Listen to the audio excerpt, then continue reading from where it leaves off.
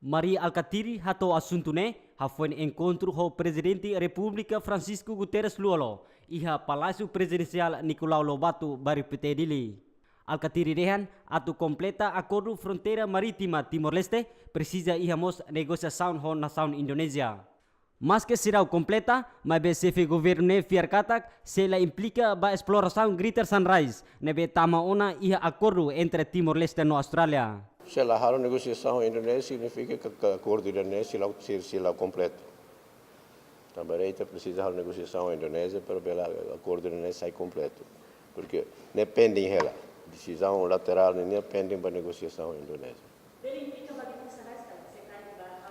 Para exploração Greater Sunrise lá, né também Greater Sunrise né também ia fatin uluk baixa Austrália reclama né berbeda também acordo.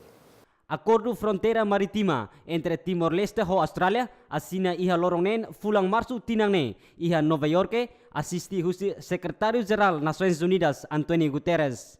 Estado Timor-Leste representa husi Ministro Adjunto Primeiro-Ministro ba delimitação fronteira Sira Adil Pereira. No Austrália representa husi Ministra Negócio Estrangeiro Julia Bishop. Albito Alves, Tito Liviu, Jemen.